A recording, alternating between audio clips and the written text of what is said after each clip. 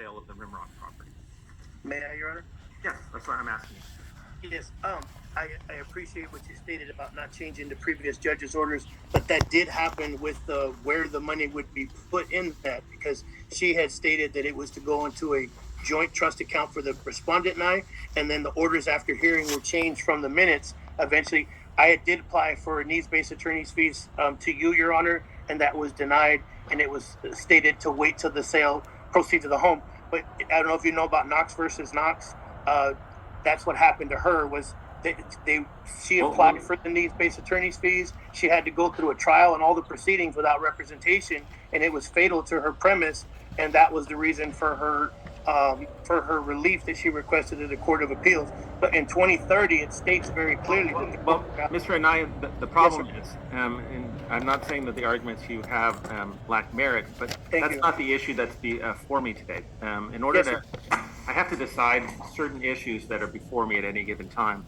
And that's just a fundamental fairness thing, so everybody knows well ahead of time what are the issues the judge is going to be deciding. So the issues I'm going to be deciding today are the PG&E bill, and then the request to change the orders. And I will note, when I looked at the minute order, what Judge Wood ordered in the minute order anyway was that the money was to be put into a joint trust account established by Mr. Winter. So I don't know that, it doesn't sound like he did anything that was different than what Judge Wood indicated. Nonetheless, that issue is not before me. Understood, Your Honor. I just, there was a couple other incidents. So let's talk about the PG&E bill. Yes, sir. Is there an outstanding bill with PG&E? Well, if I may, you asked about the House. Well, may it reflect on the minutes, Your Honor? May it reflect on the record what was cited just now? May the record reflect? Reflect what? That there was a notation by Honorable Wood to place it in a joint account in her and my name, established by Gregory Winter. And there's a difference. I've looked it up significantly, that commingling attorney's money into his joint account is not the same as establishing a joint account on behalf of myself and my spouse. That day, you said that. And I haven't looked into it that closely. Understood. So, yes, I just gave you my impressions. Yes, sir. It's really my impressions are of no import on the matter right now because I'm not deciding it. Yes, sir. I'll do my best. But I just wanted to give you my thoughts, maybe to assuage some of the concerns that you raised. But I don't mean to state an opinion on that. Again, it's not before me. So yes, how's the sale of the home coming along? So I've been doing my best to get people to go over there and get things cleaned up, Your Honor. And I was contacted by the respondent and their attorney saying that I can't move things or have people come over. He wants a name of every person. So I'm doing my best from as far as I can. I moved away because the FBI said, hey, I went to speak to a duty officer. They said, John, move away to safety while we do what we're doing here. And so I've done that. And I'm trying to do my best. They said temporary. I didn't move by choice. I moved because I'm not safe, Your Honor. And so, okay, so we're not that close to selling the house. Is that what you're telling me? No, we are. We've already both signed with the realtor. The realtor is doing their best to navigate this, but they're now saying you can't move anything out of the house to get it prepared for the cleanup.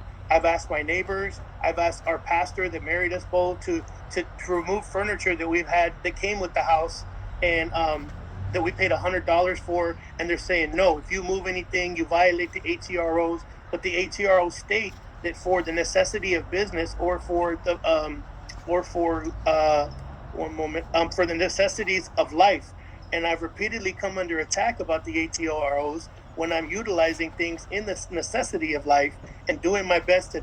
I'm trying to navigate this, but they're putting obstacles in my path, and I'm doing my very best. All right, so Mr. Winter, what's your view on, I don't need all the details, just like, are we a week out, a month out, 6 months out from selling the house, or is it possible to even know? Your Honor, very briefly, Your Honor did make further orders. The last time we were here, we had a semi-settlement conference, and we were able to reach some agreements regarding the sale of the house. At that time, Your Honor also did, in fact, change that Judge Wood's order in regards to the monies going into my trust account. We were contemplating a new realtor at that time because there were difficulties. Mr. Anaya selected one rather than us go back and forth without any notice or anything. He just signed a listing agreement. In order to expedite, my client signed the listing agreement. We've got an agent in place. She's been to the residence one time and informed me it needs some dramatic work. I can't tell, she said, what work needs to be done and that until the house was cleaned up a bit. The next communication I received from the realtor is that Mr. Anaya was removing all kinds of personal property and that we were, through the pastor that married them, which is in San Diego. My client has no contact information. I reached out to Mr. Anaya and simply requested information regarding whether the property was being donated, whether it was going to be stored, and who was doing it, so that we could contact. This is a lot more than a little. So we asked. I was just really addressing the timing. We asked to get in and do an inspection. Mr. Anaya is refusing that. I've had to issue a notice for inspection because he will not stipulate to a date to go in. My client. I'm not assumpting anything about the Understood. house today. I just wanted to get a sense about when it might sell. That's the only reason I brought the topic. So the site inspection is 11/2. Nothing can happen until then, Your Honor. Things will be done before then, Your Honor. If we can get them to agree, the pastor. I didn't have a question before you, and I you apologize. just heard what I just said was, I'm not really addressing the house today and the sale of the house. I just wanted to get a sense of the estimated time of the sale, because I don't want to open up a can of worms, because I want to be able to complete the issues that are actually before me today in the time. Yes, sir. And I can get it done by that time, Your Honor. And if it's done earlier than that, I'd be more than glad to reach out to Mr. Winter and say, hey, they're done. Okay, so I'm sorry to interrupt you again, Mr. Anaya. Yes, sir. How much is owed on the PG&E bill? The current balance, I believe, is $1,117.66. And that's after my client made a $250 payment. Okay. Have you not been paying the PG&E bill, Mr. Anaya? Your Honor, what that is called the true-up bill. So I paid for 24 solar panels. Well, 12 of them, 8 of them were given to me by my Army brother. And so a major part of that system was a gift to me. But that bill is a true-up bill. That's for the whole year, going back from the year previous to. So it doesn't come to you until the next year, because you don't pay like on a monthly, because we overproduce. And so it gives us a credit. And so what that was the true-up bill, from what I'm told. Okay, and did you, so when did you receive the true-up? Was that August of this year? It is not, the account's in her name, and so I didn't get notification. Okay. And when I try to access it, they won't. I want to figure out when that comes, because in my understanding, and I'd like evidence on this rather than just my own personal knowledge, is that those come in August, and they cover pretty much a 1 year time frame, the true-up for the solar. Ours come in the spring, Your Honor. Yours come in the spring? Yes. So it's from what date to what date? Actually, did we have the party sworn yet? Did I do that? Yes, Your Honor. Okay. So the true-up bill normally comes, I think, either March or April. And so the last true-up bill was due prior to this one was in 2023 that I helped pay, which would have covered from 2022 to 2023 when I was still living in the home. Since that true-up bill was paid, he has not made any payments for any PG&E bills. And so the true-up bill came in March or April of this year. And then I didn't find out that he didn't make any payments, I think, until June of this year, which is when I reached out to my attorney and asked about that. So, You may, Your Honor. actually, hold on. So the Report. hold on. So the bill, the outstanding bill is essentially from April of 2024 through March of 2023. No, from either March or April of 2023 to March of or April of 2024. Okay, so I'll say perhaps April of 2023 to March of 2024. Correct. And when did you move out? At the end of January of 2023. So from so you were there about half the time for this, about half of that period then? No, Your Honor. I moved out in January of 2023, Okay, not quite half, right. and this bill is from March or April after I moved out. Sorry, Because we're in sort of obvious, 2024. I don't know why- Until present. Yes, Until this All year. right, so from, you moved out prior to April of 2023. correct. Do you wish to be heard further on the bill, Mr.? Yes, Your Honor. I reached out several times to PG&E. They wouldn't allow me too much access, but they told me that there was no bill on the monthly because we overproduced considerably. So there was like a $500 or $600 credit, and I kept calling back, and they're like, "No, you still have on the credit." So when I got this bill, they didn't send it to me. They sent it to her the following year. So there was no monthly payment to be made on the true up. They send it to you then, and there's like maybe an $8 or $10 charge for the service during the month that I'm told of. But I kept calling, and they said, "No, you still have a credit," because being that it was just me in the house, I was at work all the day, so I wasn't using power. So we had a really considerable credit available. Can I see a copy of the most recent bill? Yes, Your Honor. The production part of it would be important, which I can allocate for the court and submit, should it please the court, Your Honor. I just want to see what the most recent bill says, and then I want to start there. Yes, Your Honor. And this has been provided to Mr. Nye already. Let's mark this. That would be respondents. I'm sorry, Your Honor. Respondents exhibit number 1. Have you seen this exhibit, Mr. Nye? Potentially, Your Honor. I don't have access to the bills, but we could set it up where I could take over that endeavor and finally take care of whatever the end of the bill is. She's paid $250. That's why I brought up the point of the arrears, and the order of Judge Woods was tethered to the spousal support that they decided to terminate, despite it being before the Court of Appeals. All right. So, do you have a reason to believe that any of the current amount due was due to power that was, or for any cost due to prior to Ms. Lopez and I moving out? I would have to reach out to PG&E and find out, Your Honor. They will not afford me any access to the information because it's under hers. She has to be on the phone with me, Your Honor. I've tried several times. So the production is the most important thing because we have a monitoring system that would express as much. So, any objection to me receiving Respondents Exhibit 1, which is, it looks like a screenshot of a PG&E bill. It doesn't look like a physical copy of the PG&E bill. Is that what it is?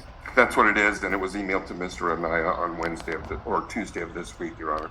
Do you have any objection to me receiving Respondents Exhibit 1? Negative, Your Honor.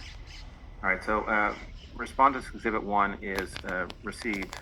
I'm going to make a ruling on the PG&E bill. Yes, Your Honor.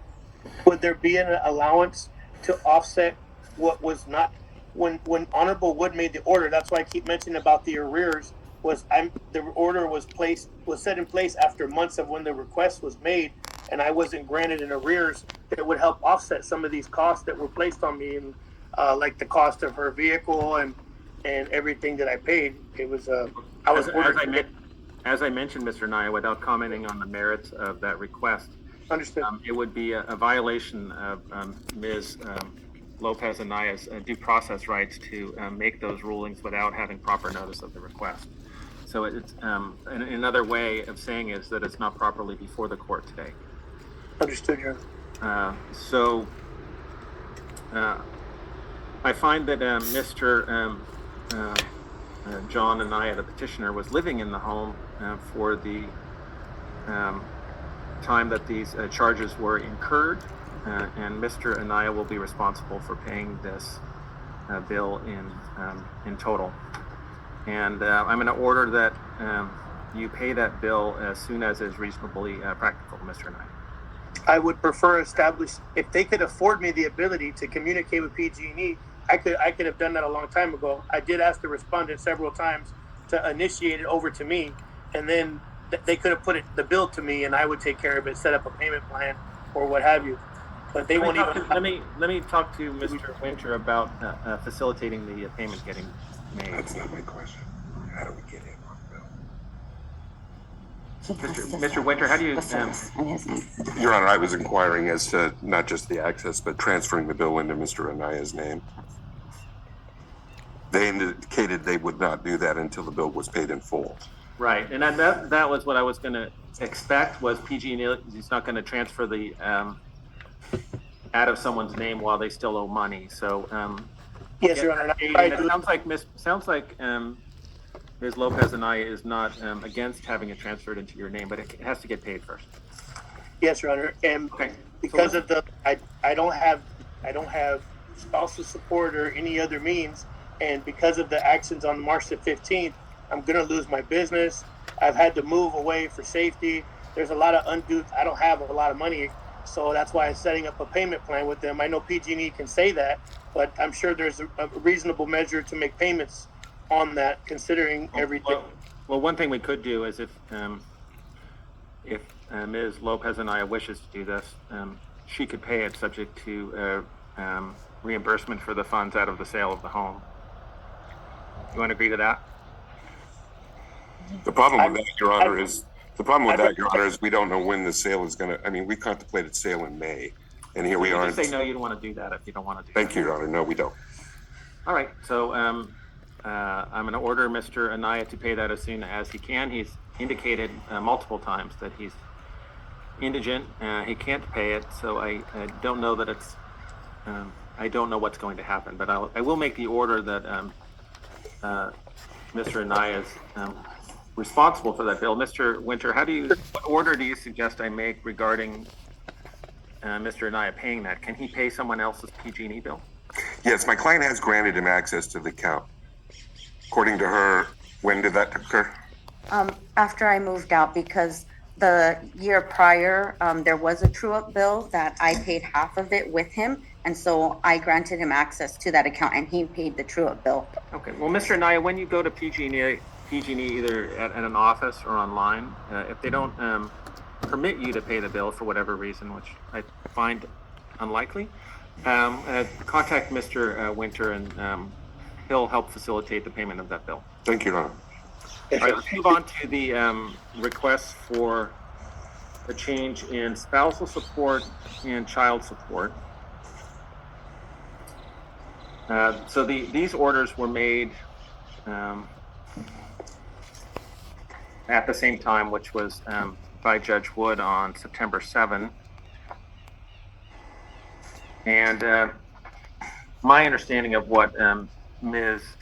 Lopez Anaya is asking for is a change due to a change in Mr. Anaya's income and a change in the timeshare. That's correct, Your Honor. Right. And so what I have before me regarding the each side's income, I have Ms. Lopez Anaya's August 9, 2024 income and expense declaration. And I have the most recent one I have for Mr. John Anaya is March 13, 2024. Is that, do those accurately reflect your incomes at this point? Less so, Your Honor. I was struck by a drunk driver, and I'm in medical treatment currently right now. On the doctor's orders, I'm not allowed to be working because I drive for a living. I was struck, unfortunately, in the vehicle. So we don't have an update. We don't have an updated income and expense declaration from. What I make less than what I made then is what I'm saying, Your Honor. Because at the time, you'll see a drop in my income when this incident happened in March, where the DVRO went into place. I had to transition over to be an appellate attorney, which I'm not. You're telling me a lot. Hold on, you're just telling me a lot more than I need to know. I got to go step by step, and I've actually got a thought process that I need to follow. That gets sidetracked if I get too much information. So forgive me if I cut you off. What I need is current information about each side's income and expenses. It doesn't sound like I have that now based on what Mr. Anaya is telling me. So I think what we need to do, and I'll hear from both of you before I order this, is to order updated income and expense declarations from both parties and to reschedule this hearing. And I see that Mr. Winter is nodding his head in the affirmative. That's correct, Your Honor. All right, Mr. Anaya, do you object to that? No, Your Honor. That'll afford me opportunity to get more things before the court to help with the decisions. Okay. Yeah, I want to have an accurate picture of what your current earnings are. I'm looking at the court's calendar. Your Honor, he's recently filed a new RFO. I believe it's scheduled for October 28th. So let's put this, I've decided the PG&E bill issue. Yes, Your Honor. So the remaining issues, which are for support, are continued to October 28th. That at 8:30 in Department C. And again, that's the master family law calendar. So we'd be scheduling it later in the week. Yes, sir. Deadline. And I'm going to order both of you to submit to the court and serve on each other updated income and expense declarations with all of the attachments that are named on the FL 150. So they're listed on there, the things you have to attach. So that's a completed income and expense declaration, which is, and now those will be due by October 18. Your Honor. Yes, sir. Something that has been crucial about this, when you put your order in place in March the 15th, the respondent went to the tax individual and stated that because you put that order in place this year, she was entitled to all the tax money. So that was another issue is, everybody kind of is expecting their tax money to try to offset for bills.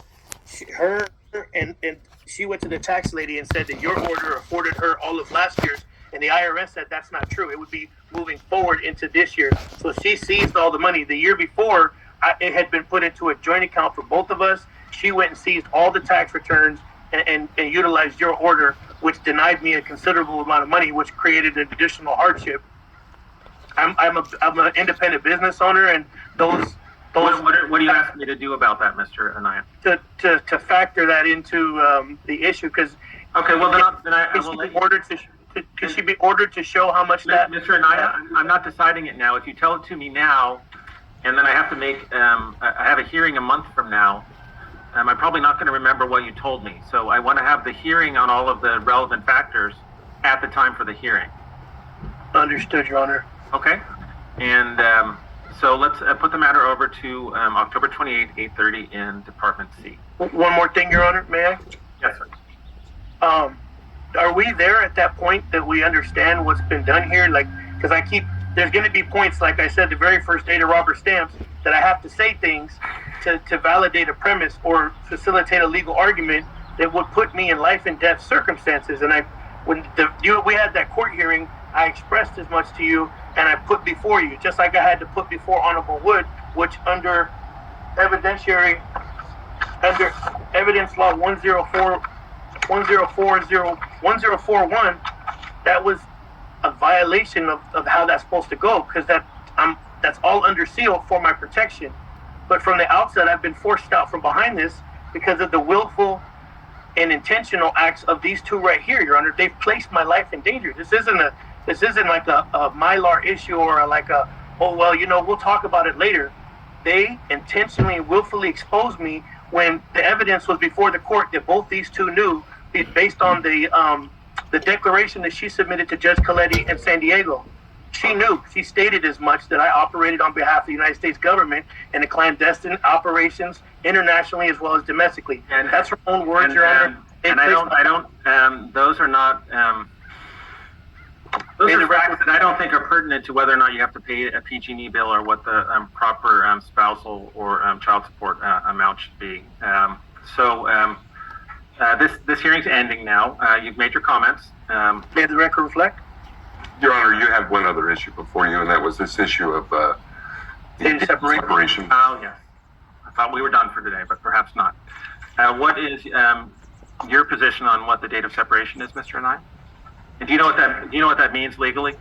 Yes, sir. Okay. It was once defined under a different law as to when the parties moved out of residence and stopped keeping.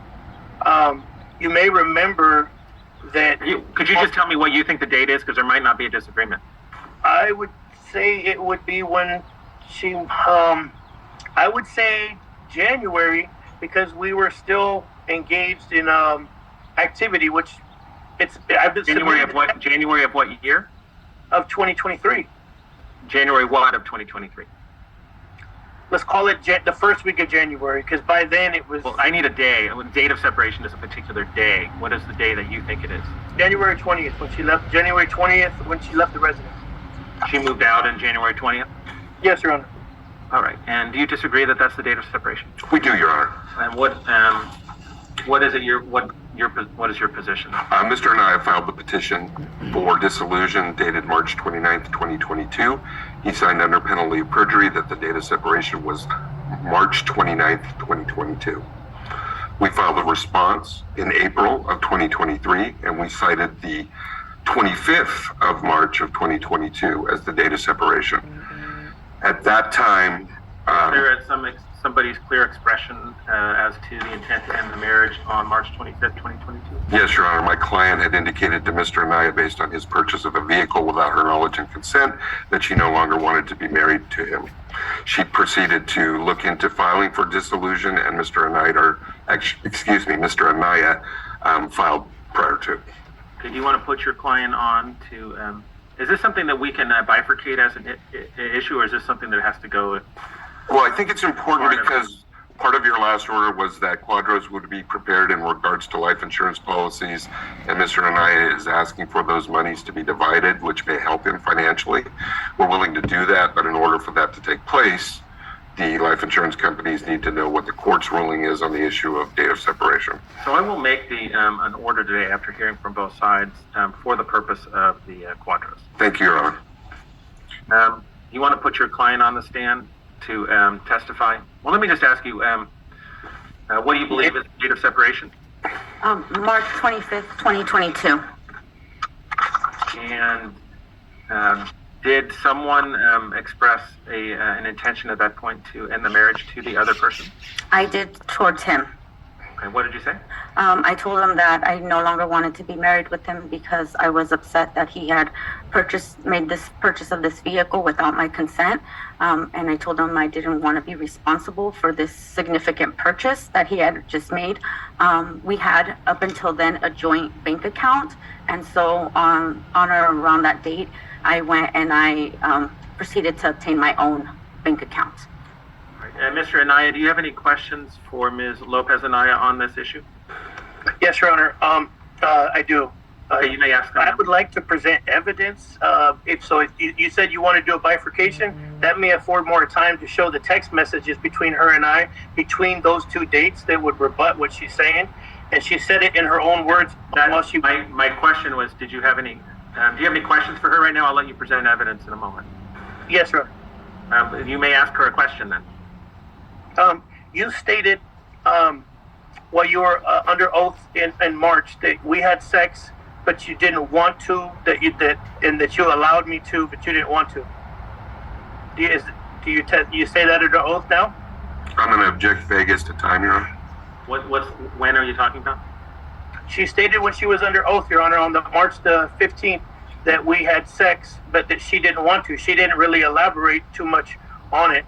But when did this? That would be after the date of separation. That's what she's alleging.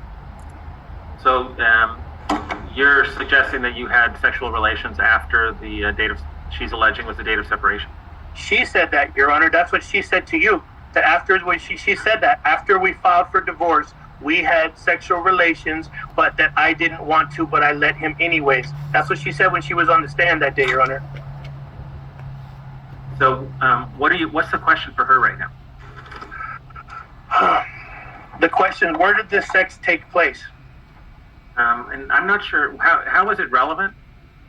Because, Your Honor, I'm told that hold on, people who are getting divorced sometimes have sexual relations, and so I'm trying to balance the need for the evidence versus the privacy of the parties.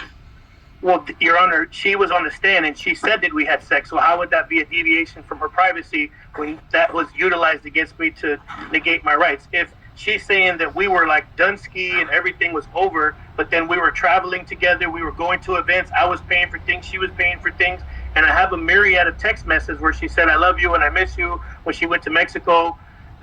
So it's relevant. This is serious allegations that are rebutted by the recordings that I had that I was instructed to by law enforcement once she threatened to make allegations against me frivolously. So it is important, Your Honor, because I'm facing criminal charges and my rights have been abridged based on. I'm just trying to figure out when you split up. So do you remember, Your Honor? Hold on. Let me ask a couple of questions to shorten. Did you continue to have sexual relations after this date?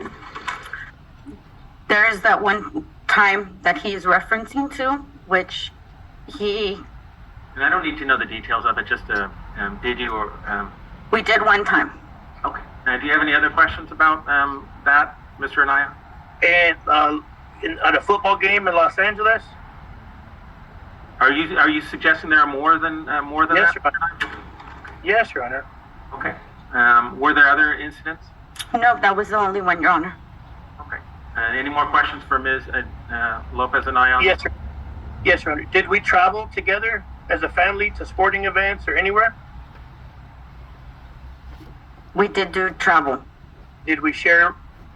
And those were paid for by both of us?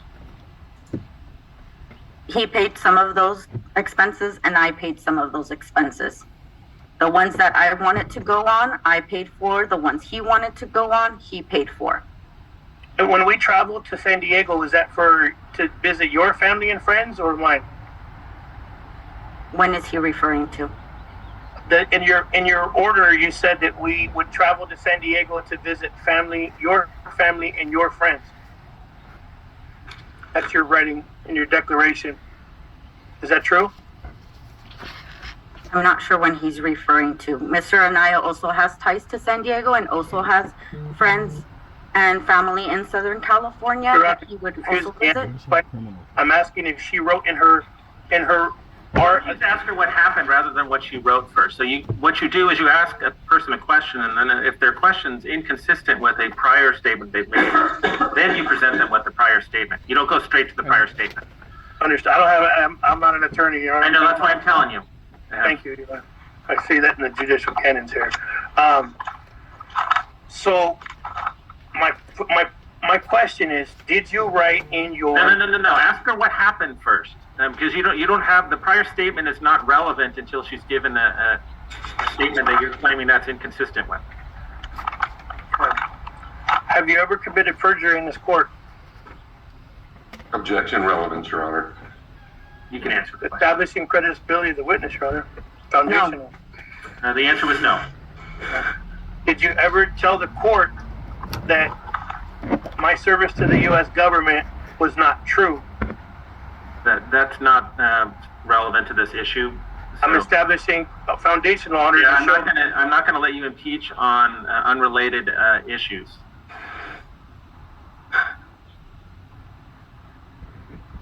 Do you have any questions more about activities that occurred after the alleged date of separation? So were any costs for our travel on these events or for our insurance to our vehicle, was everything split or was it put on my card and your cards? Objection compound, Your Honor. It is compound. If you just stick with one fact at a time. Okay, did the family travel go on, was paid for by you or me or by both?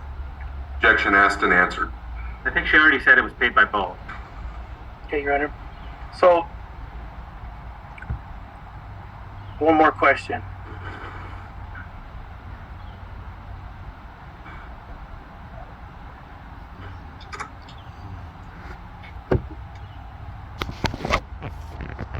Have you ever threatened to disseminate